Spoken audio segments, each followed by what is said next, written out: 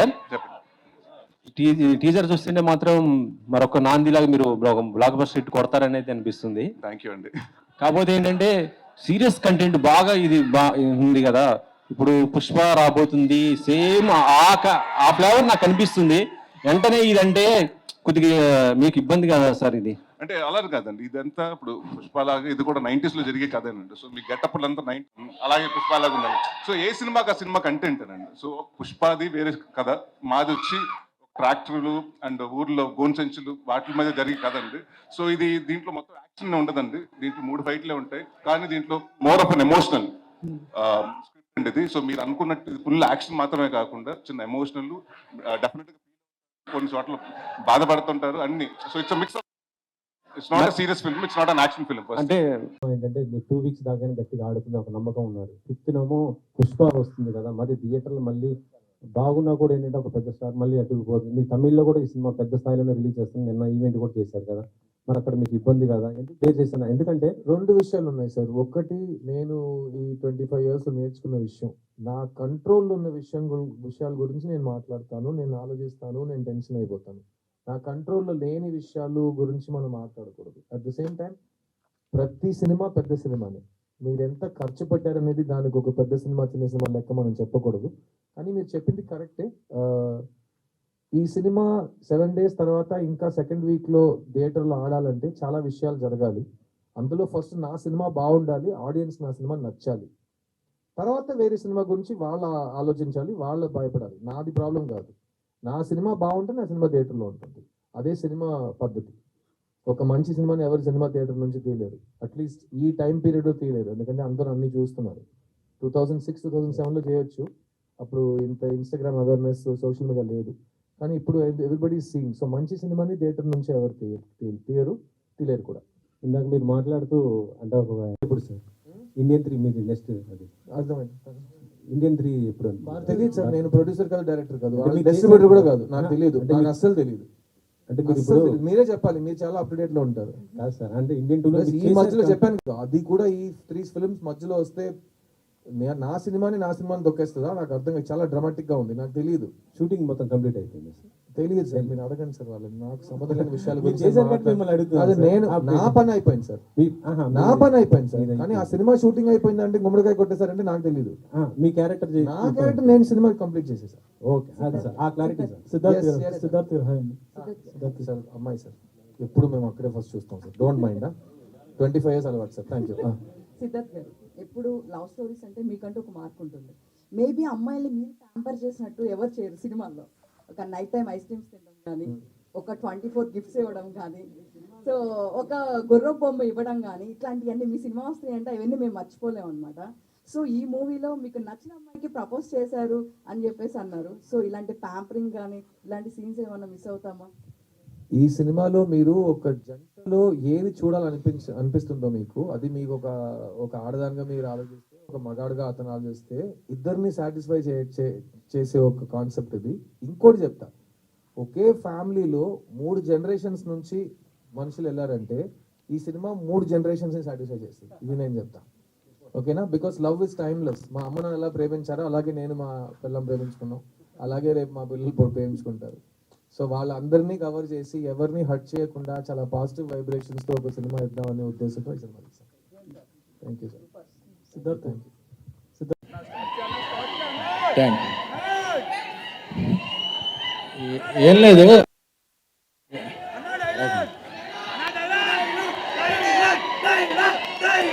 మీరు అలా అరిస్తే భయం వేస్తే, ఎలాగో 2 రోజుల్లో క్రాకర్స్ అన్ని పేలుతుంటే భయం పడాలి. మీరు కొద్దిగా అరవకుండా ఉంటే రాసుకొచ్చిన 4 ముక్కలు. Okay, thank you. అంటే ఈరోజు ఏదో పంచి కట్టుకొచ్చానంటే ఏదో పంచలేస్తానని కాదండి. మనం ఎంత ఎదిగినా సనాతన ధర్మం వర్ధిల్లాలి, మన సాంప్రదాయ వస్త్రధారణ కొనసాగాలి అని అనిపించింది. అందుకనే ఇలాగా పంచకట్టుకొచ్చాను. బట్ ఆ పంచకట్టుకొచ్చాక మళ్ళీ కాన్ఫిడెన్స్గా ఉంటుందా లేదా అని చెప్పి నల్ల కళ్ళద్దాలు పెట్టుకుని ఎవరి ఒపీనియన్లు చూడకుండా అలాగా ఉన్నా, అంతే కారణం. Thank you.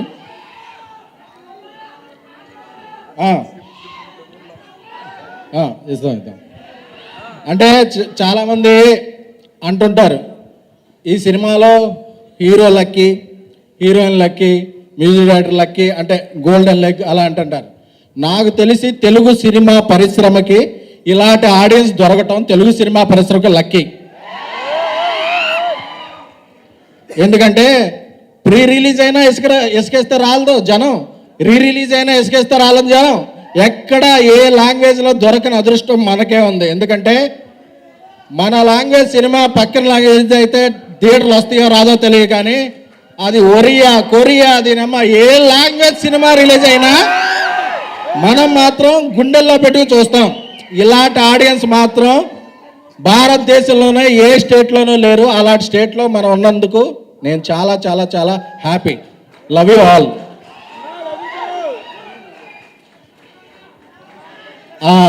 First Kiran Apoorvam గారితో స్టార్ట్ చేస్తాను. ఎందుకంటే ఒక ప్రెస్ మీట్ చూస్తున్నాను. ఆ ప్రెస్ మీట్ చూస్తుంటే ఆయన అడిగారు, ఏమంటే మీరు అప్పుడే ఏమన్నా పెద్ద స్టార్ అయిపోయారా, పాన్ ఇండియాలో రిలీజ్ చేస్తున్నారా అని అన్నారు. నేను ఒక ఫ్రేమ్ చూసా, అమితాబ్ బచ్చన్ గారు, మెగాస్టార్ చిరంజీవి గారు, కింగ్ నాగార్జున గారు. సో వాళ్ళందరూ హిందీలో ఎప్పుడో సినిమాలు చేశారు. వాళ్ళు అప్పటి నుంచి కంటిన్యూ చేస్తుంటే మనకి పాన్ ఇండియా అప్పుడే ఫ్యాన్ ఇండియా అయిపోయేది. సో అప్పుడు కొంత హిట్లు కొట్టి ఆపేశారు. సో లాంగ్వేజ్ బ్యారియర్స్ వద్దు.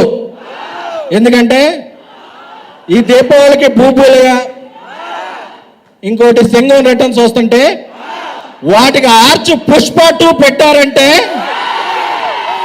అది తెలుగు సినిమా పవర్. సో మన తెలుగు సినిమా రాజమౌళి గారు ఒక రేంజ్ తీసుకెళ్లారు. తర్వాత అందరూ వాళ్ళ పరిధుల్లో ఎన్లార్జ్ చేస్తున్నారు. సో మన తెలుగు సినిమా ఎప్పుడు ఎన్ని లాంగ్వేజ్లో అయినా డబ్బింగ్ అవ్వచ్చు, పాన్ ఇండియా రిలీజ్ అవ్వచ్చు. ఇంకోటి ఈ సినిమా వంశీ నందిపాటి తను నాకు కొంత సినిమా చూపించాడు, తనతో పాటు చూడటం జరిగింది. ఈరోజు అందరూ చెప్తున్నా, రాసి పెట్టుకోండి. లాస్ట్ 10 minutes అందరూ ర్యాంప్ అదేదో ర్యాంప్ అంటారు. సో నాకు చాలా రోజుల తర్వాత మళ్ళీ అలా ఇద్దరు చేశారంటే నాకు మీ ద్వయం అలా అనిపించింది. బెస్ట్ ఆఫ్ లక్ అండి. అలాగే నయన సారిక హీరోయిన్స్ రీసెంట్గా ఆయతో మంచి హిట్ వచ్చింది. నయన సారికకి, తన్వీరామ్కి ఈ సినిమా ఇంకో మరీ పెద్ద హిట్ అవ్వాలని, అలాగే ఈ సినిమా వాళ్ళు పెద్దవాళ్ళ చిన్నవాళ్ళ ఎలాంటి వాళ్ళ నేను చూడనది. ప్రేమతో పిలిస్తే గనక ఎస్ వస్తున్నానే అంటూ నాకు ప్రేమ కావాలి, అభిమానం కావాలి. అలాంటిది ఇక్కడ అభిమానం నాకు చాలా నిండుగా మెండుగా లభిస్తుండటంలో చూస్తున్నారుగా. ఇక్కడ ప్రతి ఒక్కళ్ళు అంత ప్రేమ కురిపిస్తుంటే ఇది ఆస్వాదించడానికి నేను వచ్చినందుకు నాకు చాలా చాలా సంతోషంగా ఉంది. అండ్ ఈ రోజున మీతో పాటు ఇలా షేర్ చేసుకోవటం, అండ్ ఇక్కడ మీరు ఇంత ఉత్సాహంగా వచ్చి ఈ ఫంక్షన్ని ఇంత వైబ్రెంట్గా ఇంత ఉత్సాహంగా ఇది జరగడానికి కారణమైనటువంటి మీ అందరికీ కూడా నా మనస్ఫూర్తిగా నా సంతోషాన్ని అభినందనలు తెలియజేస్తున్నాను. మొన్న పాండమిక్ కోవిడ్ సమయంలో అది ప్రపంచంలో చాలా వ్యవస్థల్ని, చాలా రంగాల్ని అతలాకుతలం చేసింది, కన్ఫ్యూజ్లో పెట్టేసింది, భవిష్యత్ ఏమిటో తెలియని అగమ్య గోచరంలో పెట్టింది. అలాంటి పరిస్థితిలో సినిమా రంగం కూడా ఏమైపోతుంది అనే ఒక డోలాయమాన పరిస్థితిలో ఉన్నప్పుడు చూస్తే నిజంగానే అందరూ ఓటీటీలకి అలవాటు పడిపోయారు. అది భాషలకు సంబంధం లేకుండా ఏ భాషా చిత్రాలు సరే చూసి వాళ్ళకి ఎక్స్పోజర్ చాలా ఎక్కువ వచ్చేసింది. ఇలాంటి వాళ్ళకి ఏ సినిమాలు తీసి మనం సాటిస్ఫై చేయగలం, ఇలాంటి వాళ్ళని మనం సంతృప్తి పరచగలమా అనేది ఎప్పుడూ ఒక రకంగా మీమాంసలు ఉంటుండేవాడు. ఆ తర్వాత అలవాటైపోయి జనాలు ఇళ్లలో ఓటీటీలో సినిమాలు చూడటం అలవాటైన తర్వాత వాళ్ళకి థియేటర్ని రప్పించడం చాలా కష్టం అండి. అన్లెస్ అది ఏదైనా ఈవెంట్ ఫిల్మ్స్ కానీ, బిగ్ హీరో ఫిల్మ్స్ కానీ, హై బడ్జెట్ ఫిల్మ్స్ కానీ థియేటర్లోనే ఆ సినిమా చూడాలి, ఆ ఎక్స్పీరియన్స్ మనం పొందాలి అనుకునే సినిమాలకు తప్ప చిన్న అన్నప్పుడు ఇదేమి కష్టకాలం మనకి ఇండస్ట్రీకి. ఈ సినిమా ఇండస్ట్రీ ఏమైపోతుంది, ఒక 5-6 పెద్ద సినిమాలను ఆడినంత మాత్రాన అది సినిమా ఇండస్ట్రీ ఓహో అంటూ కాదు. చిన్న సినిమాలు, చిత్ర సినిమాలు, అన్ని సినిమాలు ఇక్కడ ఎంతో ఉత్సాహంగా జరుపుకోవాలి షూటింగ్లు, ఎంతోమందికి ఉపాధి కల్పించాలి, ప్రతి ఒక్కరు కళకళలాడుతూ ఉండాలి. ఆ చిన్న సినిమాలు అవన్నీ ఏవైనా అన్నీ కూడా ఆడాలి, అప్పుడే పరిశ్రమ అలాగా సజావుగా కొనసాగుతుంటుంది అని అనుకునే మాలాంటి వాళ్ళకి అలా కోరిక నాకు ఒక రకమైనటువంటి చిన్న బెరుకు వచ్చింది. ఏ సినిమాలు చేయాలి, ఎలాంటి సినిమాలు చేసి రాణించాలని. కానీ అవన్నీ కూడా కరెక్ట్ కాదు. ప్రేక్షకుల్లో ఎప్పుడు తప్పు ఉండదు. ఏదైనా తప్పు ఉండి సినిమాలు ఆడలేదు, రాణించలేదంటే అది ఇదిగో స్టేజ్ మీద మా అందరు తప్పే తప్ప అది ప్రేక్షకుల తప్పు కానే కాదు. అది ఉదాహరణగా ఈ సంవత్సరం 2024లో ఆరంభంలో ఇక్కడ ప్రశాంత్ వర్మ ఉన్నాడు, తను సజ్జా తేజ వీళ్ళు చేసినటువంటి సినిమా హనుమాన్, ఆ సినిమాతో శుభారంభం అయింది.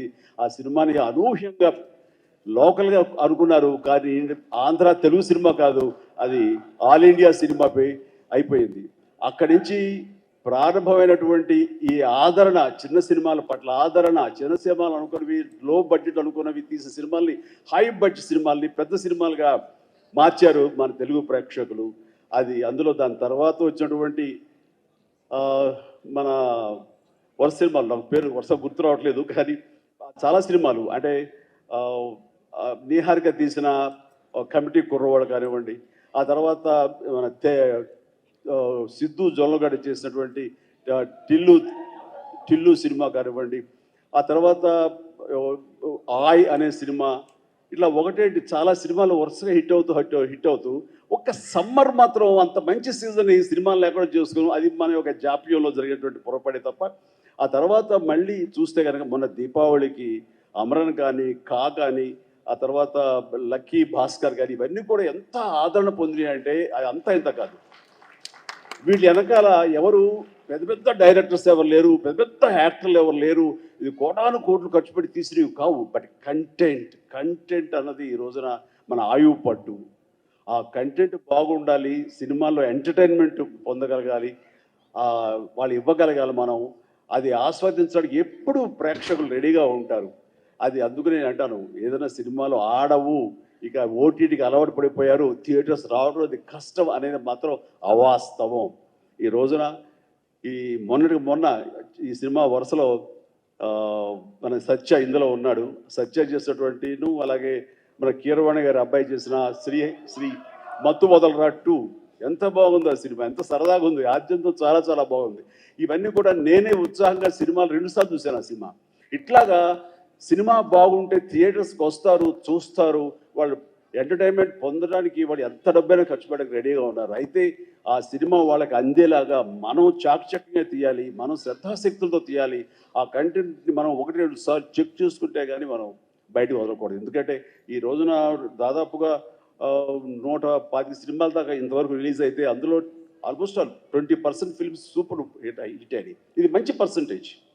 అండ్ ఆ రకంగా ఈ రోజున ఈ జీబ్రా మంచి కంటెంట్ తోటి ఉందని అర్థమవుతుంది. ఇది వెరీ గుడ్ ఎంటర్టైన్మెంట్ ఉంది. ఇందులో మంచి స్టార్ కాస్ట్ ఉన్నారు, అందరూ వండర్ఫుల్ యాక్టర్స్ ఉన్నారు. అండ్ టోటల్గా ఇది మంచి ఎంటర్టైన్మెంట్తో పాటు ఒక క్రైమ్ ఎలిమెంట్, ఇప్పుడే విన్నాను ఫ్యామిలీ కూడా ఉంది, ఎమోషన్స్ ఉన్నాయని విన్నాను.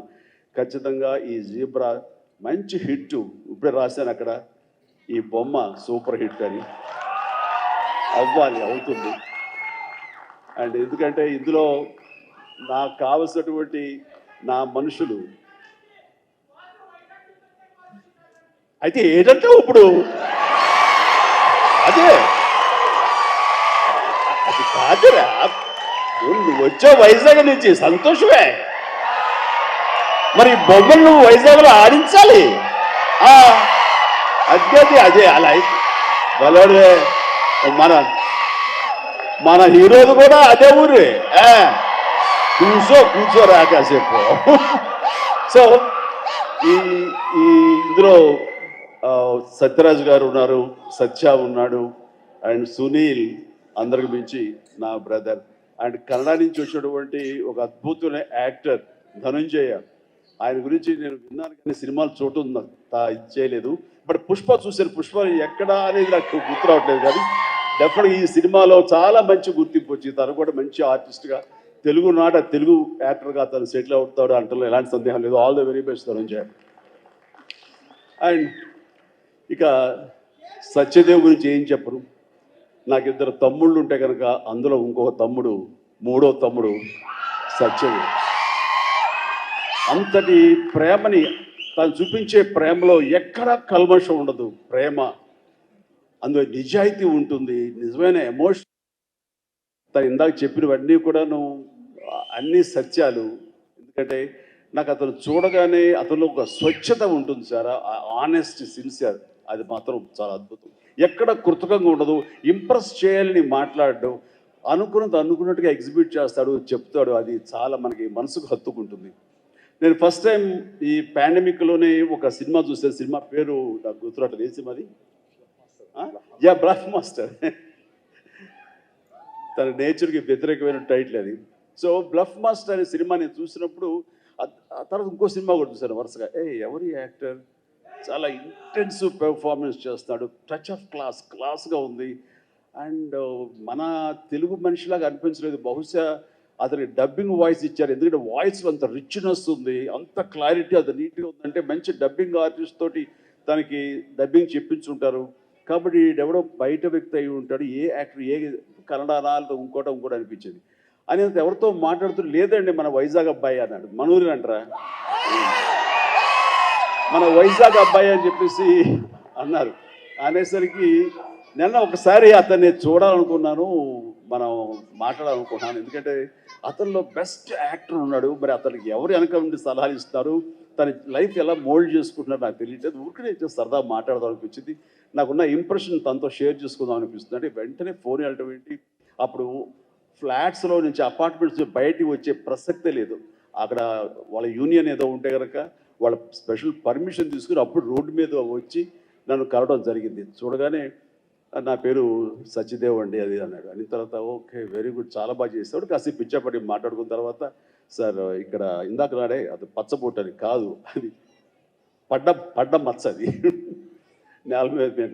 అది ఎందుకు పడ్డావు ఏంటది అంటాను. నేను మీ కొదమసింహం సినిమాలో మీరు రోప్లో జంప్ చేస్తుంటారు, నేను మా డిష్ టీవీ మా యాంటీలో ఉండే వైర్ తోటి అలా జంప్ చేసి కింద పడ్డానండి, అవి దెబ్బ తగిలింది. అయిన తర్వాత మీ ఇంపాక్ట్ ఎంత ఉంటుందని మీకు ఈ విషయం చెప్పాలి. దీన్ని కుట్లించడం కోసం మా నాన్నగారు హాస్పిటల్ తీసుకెళ్ళారు. అప్పట్లో మత్తు గిత్తు లోకల్ ఇంజక్షన్స్ ఇవ్వలేదు. దాన్ని అట్లాగే నేను భరించలేక ఏడుస్తుంటే, అరే చిరంజీవి అయితే అసలు నవ్వుతూ అది కుట్టించేసుకుంటాడు అంటే, అక్కడ వేసిన 5-6 కుట్లు నేను నవ్వుతూనే ఉన్నాను, పెయినే తెలియలేదు. అది మీ మహిమ నా మీద, అది దాని ఇంపాక్ట్ ఉంటుంది. అంటే నేను ఏదైనా మైకువా లేకపోతే ఏంటి, ఎనస్థిషియా లాంటి వాళ్ళ ఏంటి. అండ్ తనకి అంత ప్రేమ, ఆ ప్రేమ మత్తులో ఆ పెయిన్ కూడా తనకు తెలియలేదు అనమాట. అది చెప్పినప్పుడు చాలా ఇంప్రెసివ్గా అనిపించింది. Such a coincidence. తను ఆ మాట చెప్తున్నప్పుడు దాని వెనకాల నా దగ్గర ఒకే ఒక పెద్ద వాల్ పోస్ట్, పెద్ద పెయింటింగ్ ఉంటుంది. అది కొదమసింహంలో పెయింటింగ్ అనమాట. క్యాప్ అది పెట్టుకొని, సిగార్ రోడ్లో పెట్టుకొని, ఇదేనండి ఇది చూసి అన్నాడు. అండ్ దాన్ని ఆ ఫోటో ముందు తను మళ్ళీ ఇంకో పిక్చర్ తీసుకుని, అలాగే వీళ్ళు అక్కడి నుంచి మా పరిచయం, మా మీటింగ్స్ అప్పుడప్పుడు అనేది చాలా రోజులు ఇప్పుడు ఒకసారి వస్తారంటే రా అని చెప్పడం, అలాగా జరుగుతుంది. అంత మంచి యాక్టర్కి సరైన సినిమాలు పడటం లేదు అనేది మాత్రం ఎక్కడ నాకు కొంచెం ఉంది. అంటే హీరోగా ప్రయత్నం చేస్తున్నాడు, హీరో అనేది కాకుండా వెరస్టైల్ యాక్టర్ అనిపించుకోవడంలో మాత్రం తన నటనకి హద్దులు ఎల్లలు లేకుండా చేసుకుంటే మరింత ఉన్నత స్థాయికి వెళ్తాడు. ఆ తర్వాత ఇతను ఏ స్థాయిలో ఉండాలి, ఏ పాత్రలో ఉండాలి, ఏ హీరోగా సెట్ అవ్వాలి ఏంటంటే ప్రేక్షకులు నిర్ణయిస్తారు. దాని ప్రకారం మనం ముందుకు వెళ్ళిపోవచ్చు అంటూ గాడ్ ఫాదర్లో ఎవరో నార్త్ హీరోస్నో లేకపోతే ఇంకో హీరోస్నో బయట లాంగ్వేజ్ హీరోస్నో తీసుకొస్తుంటే మనకింత పొటెన్షియల్ ఉన్న ఒక ఆర్టిస్ట్ ఉన్నాడు, అతన్ని ఆ క్యారెక్టర్ పెట్టుకుందాం అన్నంటే కొంచెం రెసిస్టెన్స్ వచ్చింది. ఎందుకంటే మనవాళ్ళు అనగానే లోకువ. కానీ అతని పొటెన్షియాలిటీ, అతని టాలెంటు, అది ఎలాగా డెలివరీ చేస్తాడో తెలిసి నాకు ఫ్రెండ్ ఆ యొక్క నాకు ఎదురుగా నిలబడే పాత్రలో చాలా అత్యద్భుతంగా చేయగలడు అని చెప్పేసి ఆ సినిమాలో నేను చెప్పాను కాబట్టి స్ట్రాంగ్గా ఒప్పుకున్నారు. ఇందాక తను చెప్పినట్లుగా తను అంతకంతగా ఆ దాంట్లో రాణించాడు, మెప్పించాడు, ఒప్పించాడు. ద ఫెంటాస్టిక్ పెర్ఫార్మెన్స్ ఇచ్చి ఆ సినిమా అంత ఎత్తుకు వెళ్ళటానికి, ధీటుగా నాకు నిలబడి చేయడానికి తను కారణం అయ్యాడు. అలాంటి సత్యదేవ్ నా నమ్మకాన్ని నిలబెట్టాడు. ఇందాక అది ఆ మాట తను అన్నప్పుడు మనస్ఫూర్తిగా దాన్ని నేను ఆహ్వానిస్తున్నాను, ఆస్వాదిస్తున్నాను. అండ్ ఇంకా దానికి ఇంకా ఎంతో మంచి బ్రైట్ ఫ్యూచర్ ఉంది. ఎందుకంటే సత్యదేవ్ లాంటి వెరస్టైల్ యాక్టర్స్ మనకి తెలుగులో కరువైపోయారు. తను పరిధిని లిమిట్ చేసుకోకపోతే, ఎక్స్పాండ్ చేసుకుంటే బోల్డ్ అనే అవకాశాలు తనకు వస్తాయి నేను చూస్తాను కూడా. అండ్ అలాంటి ఈ సినిమాలో తను ఒక మాస్ హీరోగా కామెడీ తోటి, చాలా చక్కగా సెటిల్డ్ కామెడీ తోటి, ఒక యాక్షన్ తోటి ఈ సినిమాలో తనకి ఒక మంచి భవిష్యత్తు మళ్ళీ ఏర్పడుతుందని నేను భావిస్తున్నాను. అండ్ నా తమ్ముడుగా సత్యదేవ్కి ఆల్ ద వెరీ బెస్ట్ చెప్తూ ఈ సినిమా తనకి అద్భుతమైన విజయం చేకూరాలి. Please God bless really. నిజంగా ఇంకా నేను మరింత ఎత్తులు చూడాలి సత్యదేవ్, చూస్తాను కూడా. అండ్ ఇక ప్రొడ్యూసర్స్గా ఇద్దరు ద్వయం, మన Dinesh and Bala and Dinesh, and అలాగే వాళ్ళని సపోర్ట్ చేస్తూ ఇక్కడ ప్రస్తుతం ఉన్నట్టు ఎస్ఎన్ రెడ్డి గారు ఉన్నారు, బిల్డర్, ఆయన కూడా సపోర్ట్గా ఉన్నారు. వీళ్ళందరూ లాభాపేక్షతో కాకుండా ఒక ప్యాషన్ తోటి వాళ్ళు రావటం, సినిమా అంటే ఏం తెలియదు, సినిమా అంటే ఇష్టం కాబట్టి ఆయన కూడా ఓకే అంటే ఆయన ఇందులో కావాల్సినంత బడ్జెట్గా హై బడ్జెట్ అయిందని వింటున్నాను, బట్ దానికి పెట్టడం, దాన్ని ఈ యొక్క Eshwar Karthik director, wonderful director, ఎందుకంటే ఆయన సినిమా పెంగ్విన్ అని తమిళ్లో నేను చూశాను సినిమాని పాండమిక్ టైంలోనే. And very refined actor, director. ఆయన ఈ సినిమాకు చాలా చక్కగా చేశారని తెలిసింది.